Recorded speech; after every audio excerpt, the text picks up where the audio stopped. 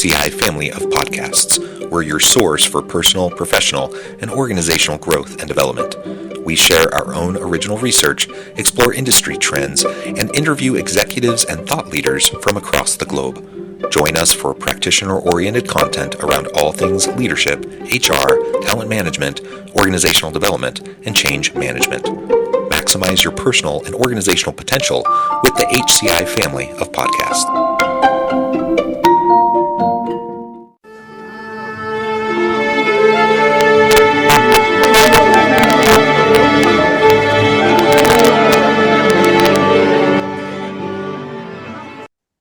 Rich Funk, welcome to the conversation today. Thank you, John. Thank you for having me.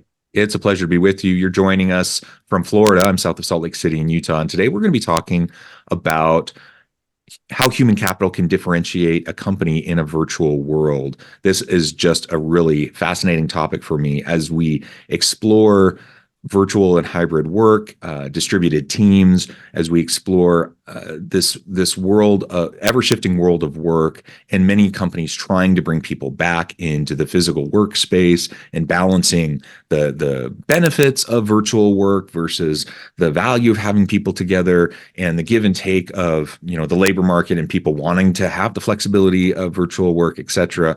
All of this, there's all these tensions and the desires and the varying perspectives across organizations and industries. All of that leads to a lot of differences of opinions and tensions. So we're going to try to unpack some of that and explore that together today. Also, while we really dive into and try to learn a little bit more about your company. As we get started, I just wanted to introduce you. Rich Funk is founder and CEO of the Better For You company. Now, Rich, is there anything you would like to share by way of your background or personal context before we just dive on in? Yeah, no, thank you, John. So I founded the Better For You company just over 3 years ago in early 2021 with the the ambition of creating healthier, differentiated, health science proven brands that are for snacks and or beverages drinking. So they could be supplements, but not a typical pill or powder, something that is easier to take, consume, I'll get to our first brand called Boom Chaga in a moment, where, we do the extraction, the hard work for you, and your body just has to absorb it, right? And same thing with healthier snacking. I don't know anybody that doesn't enjoy a good snack through the day, but we know we typically go for the sweets or the salty, the high fats, because they're convenient. So how do you come up with a convenient, healthy snack that tastes great, but also gives you, good amounts of healthy proteins and healthier vegetables, fruits, whatever vitamins and nutrients that come with those. So that's our ambition. That's what we're off to do. I'm very privileged and blessed to have 30 years of consumer world. So 24 years of Procter & Gamble, just over 4 with Mars Wrigley. And then the last one, I was the chief operating officer for a food group out of Edinburgh, Scotland called Baxter's. And all those diverse experiences started off in engineering, then went through general management, leading innovation, and then again in the C-suite of my last role. And all that's taught me so much about, what different folks need as we're talking about this topic here with human capital leadership, how to coach, manage, lead different folks from different age groups to different personal preferences, different personality types, strengths, weaknesses. And so I feel very fortunate to be a part of this discussion, but also to bring, my experiences into what is the Better For You company and our first brand, Boom Chaga, and really trying to make a difference in folks' everyday lives and giving them a healthier alternative to what else is out there. Yeah, and maybe we can talk just a little bit more about the origins then of the Better For You company and this first major brand, Boom Chaga. What really drove you 3 years ago to start this one up? Sure. So, I was, again, very fortunate to work for really, really good big companies. But with larger companies, what also often happens, whether it's publicly held or privately held, you get stuck with trading off longer-term strategic ambitions for short-term gains.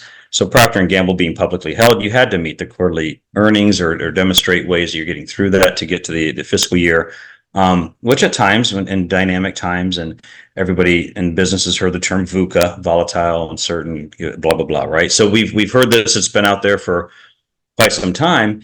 And it's difficult to keep meeting that unless you have a good buffer or some alternative plans to keep that going. So there's always this trade-off at times of sacrificing long-term strategic for short-term choices.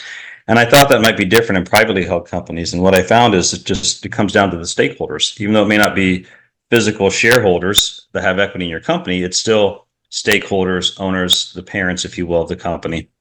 And it's the same thing.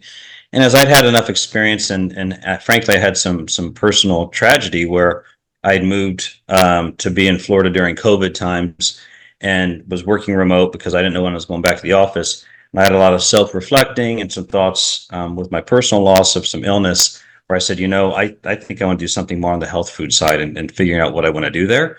And then I serendipitously met a guy at a farmer's market up the road. So I'd already created the Better For You company, knowing that that was the ambition I wanted to go after, and trying to do something very differentiated. And I met a guy at a farmer's market who introduced me to chaga. And chaga mushroom is something I had never heard about until I met him. Started doing some research, and then had a lot of questions for Mark, my partner, and his wife Jackie. And they had said that nobody asked him those kind of questions before, because I wasn't just about trying to do something farmers market. I'm used to being a part of and or making billion-dollar brands. So this was like, if this is going to be something that's really differentiated, and we're not going to just sell powders or chunks or whatever, what are we going to do to make this different? And that's when I started to really get inquisitive and do research.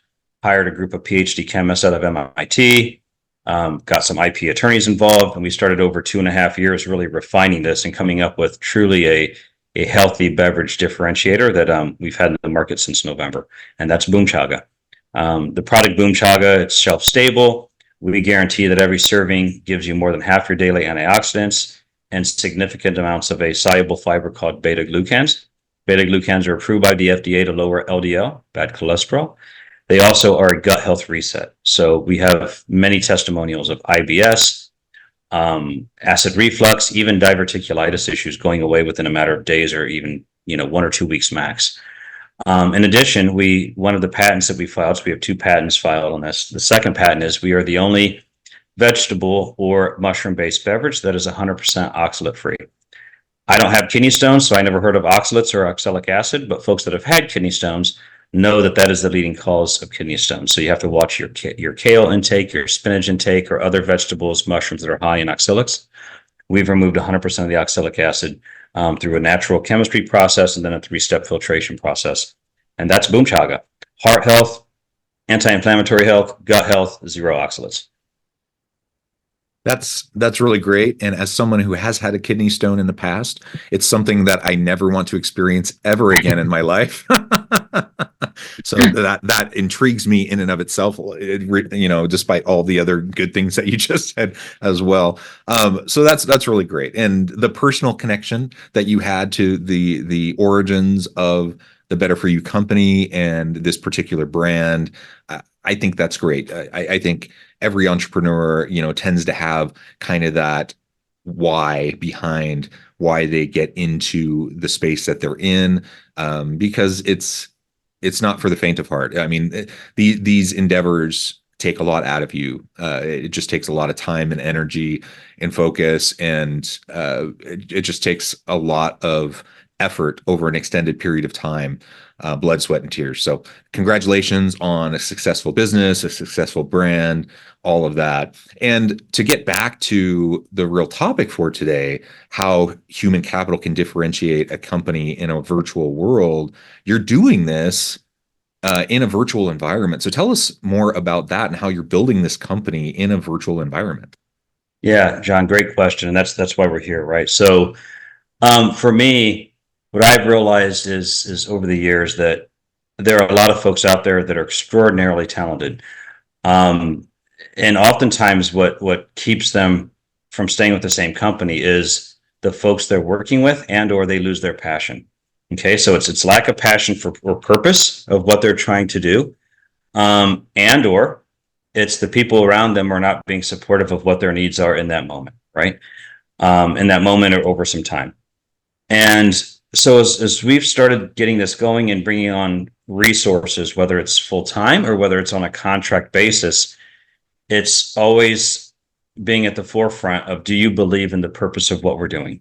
Do you believe that we will never bend on the health benefits? We will never bend on cheapening this. We will never bend on this. Even if margins get tight, we're going to still stick to this and always make sure that we're sustainably harvesting, always make sure that our science is proven out and differentiated, always make sure that our quality is the utmost, because we don't want to sit here and get to the point where we're saying, oh, well, we got a little bit more money out of this, but we've left our purpose. So purpose, principles, making sure that culture is there is critical. The second piece is, I believe in results and people working to get to those results, and as long as they stay within these principle based guardrails of not getting out of there, and they wouldn't be working with us if that's who they were anyway. So if they can get their job done in 20, 30 hours a week, that's no skin off my back. If they can if it takes them 60 to 70 hours a week, if they want to go a bit further and work 80 hours a week and stretch some things and do some things because they're on fire for the purpose and on fire for what we're trying to do, then fantastic. I don't have a time set. We have very, very, very few internal meetings. It's more just quick one-on-ones.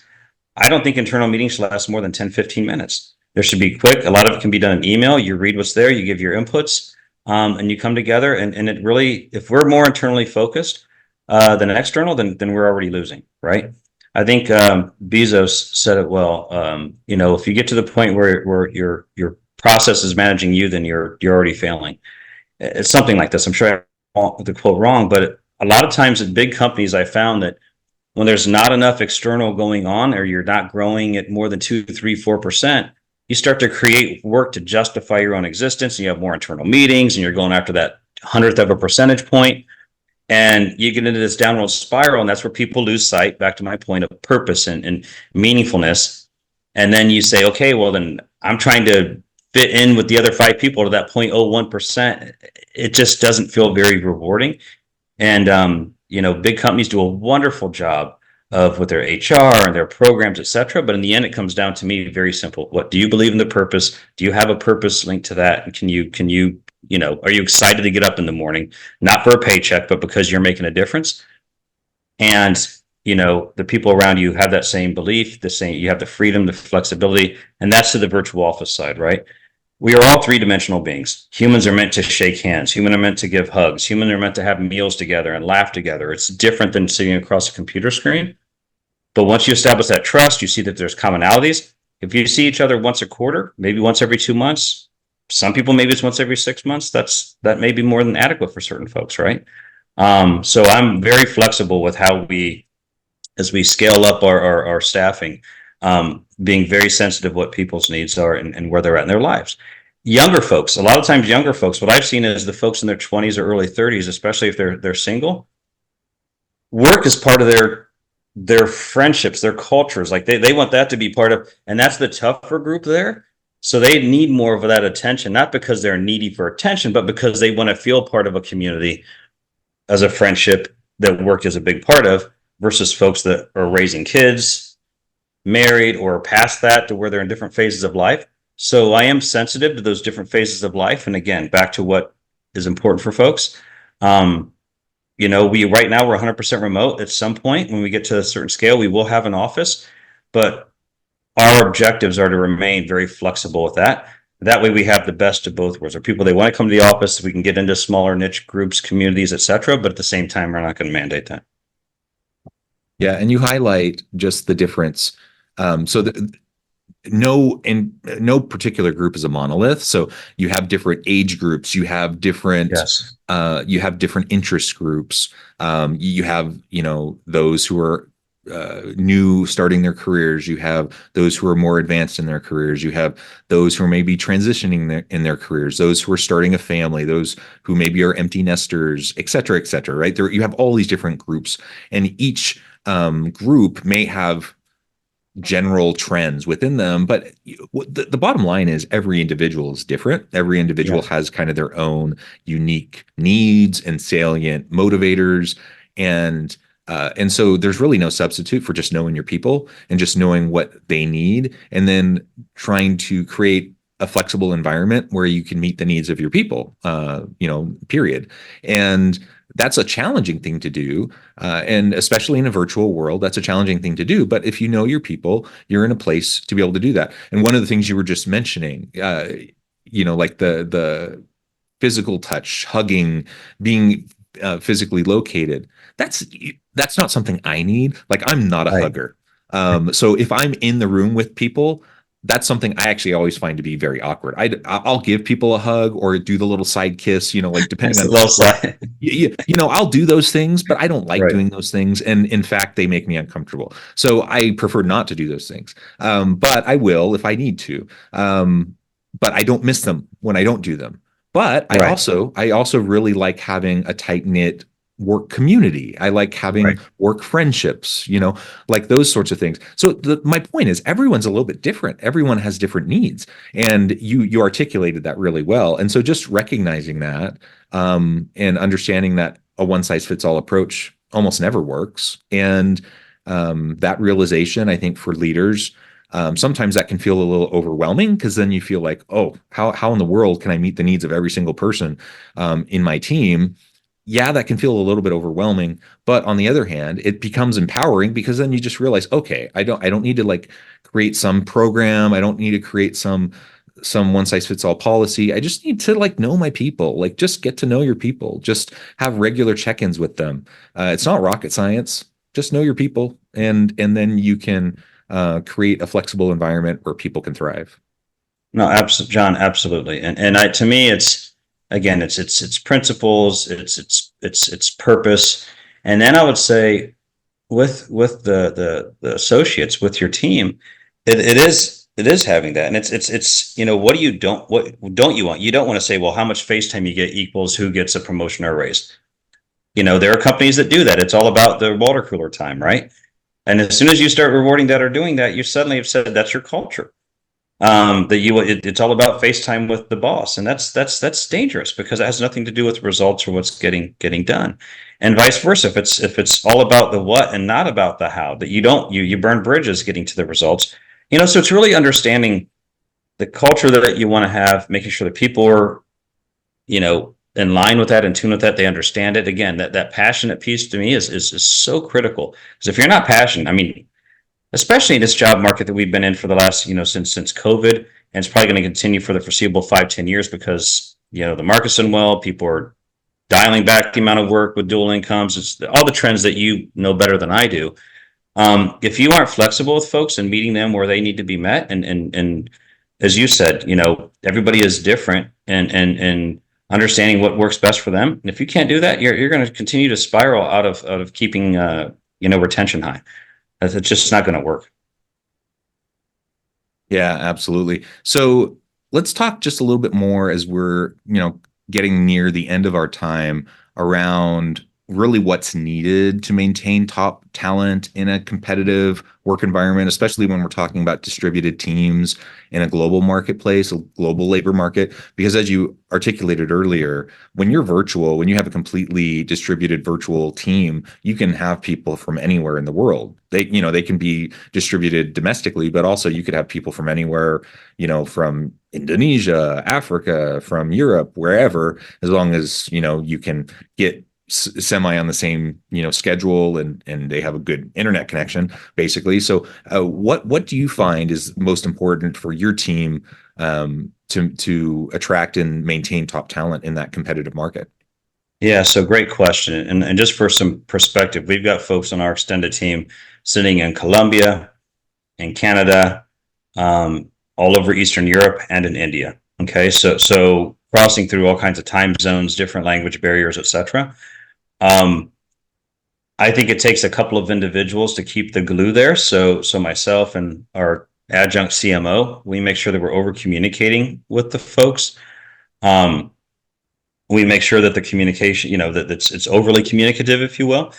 And we try to be flexible. A lot of times I have meetings very early in the morning and or very late in the afternoon or evening. And that's to your earlier point in opening this up about being an entrepreneur or a startup. You've got to go where your people are in this virtual world. I can't expect them, okay, it's 2 p.m. Eastern time. I don't care what time it is in India. Let's see, we're on Eastern time. So 10 and a half hours ahead. So it's 12:30 a.m. for them, and I expect them to call in. That's not fair. Right. So you have to be clear with the time zone differences and what you're doing, and making sure you're just overly communicating things.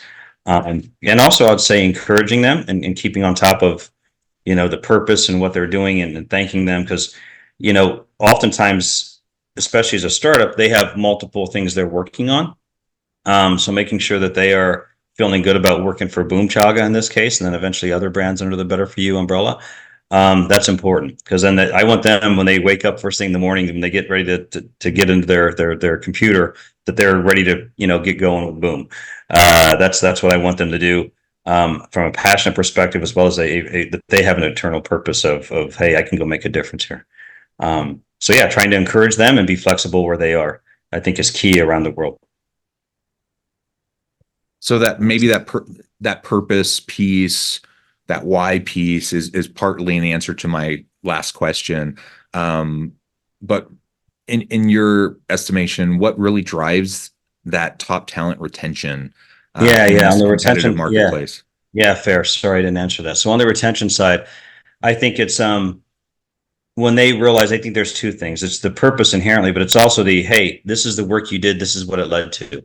Like, how do you, it's not the carrot stick thing, because it's not dangling out there forever, but it's acknowledging. I told you about encouraging, right? So is it monetarily encouragement? Of course it is.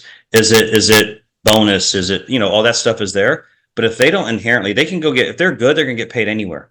So how do you differentiate? Let's just say you're even paying the same or slightly less, whatever. They can go somewhere else. You've got to have them, to keep them going. They've got to feel a deeper connection to it. They've got to feel a deeper connection to it. People, I remember when my kids were younger, I wanted to go play it. They want to go play a sport. They want to go play an instrument. They want to go do this. I would be the 2-year-old and ask them the why question behind it. And a couple of my kids that were really into certain sports or into instruments, it's because they had a passion for it. They had a purpose beyond just, oh, my friends play the piano, or oh, my, that was not a deep enough reason. It was something that they had inherently, they wanted to go after and go get.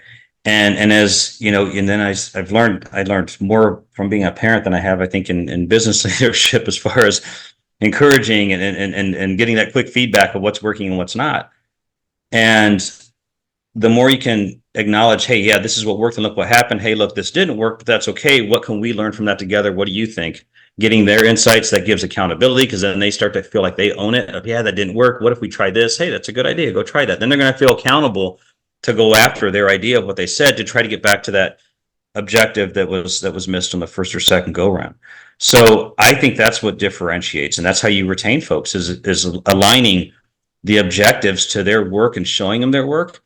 And again, back to my earlier point, John, of when you're going at 2%, 1%, 3%, it's hard to say your work at that 0.001% is really delight. I mean, how are you connecting that to end results, right? And you start to get that downward spiral of going through the motions.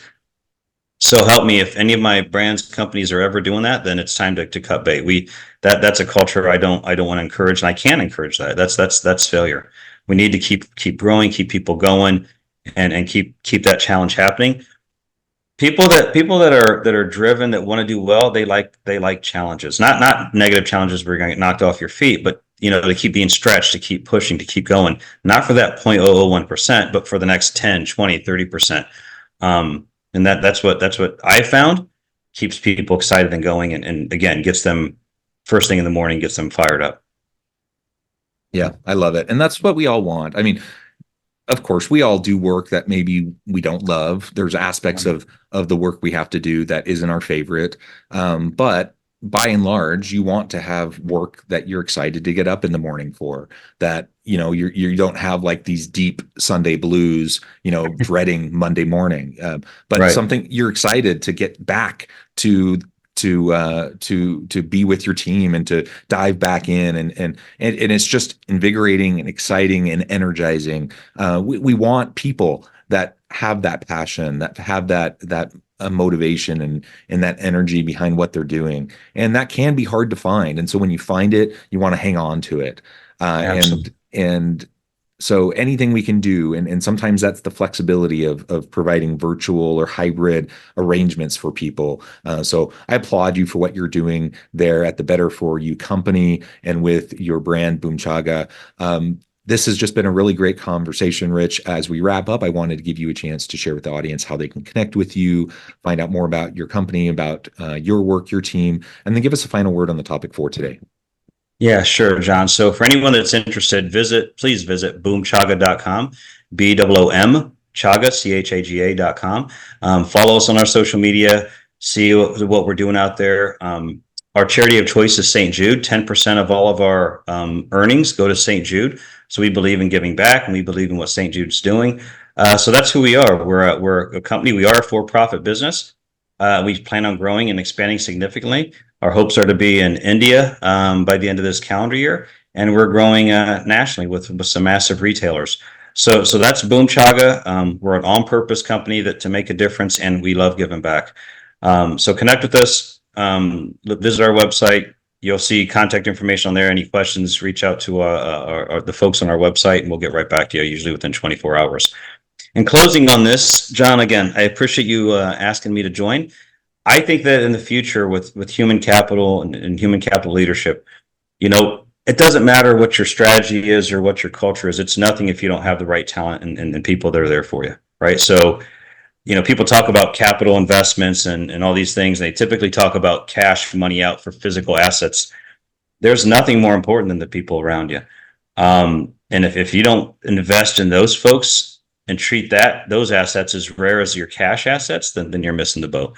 And that to me is as we continue to expand with Boom Chaga and eventually Better For You. But for now, for Boom Chaga, we have to have the talent there. And we have to encourage that talent and listen to them and be flexible with them.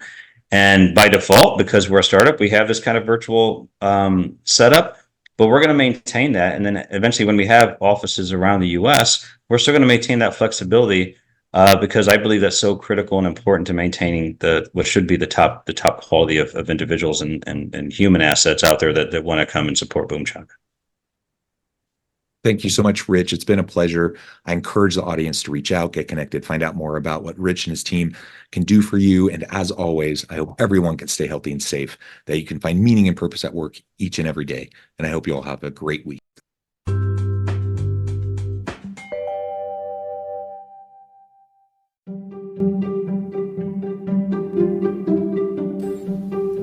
Thanks for joining us for this episode of the podcast. We hope you stay healthy and safe, and please join us again soon.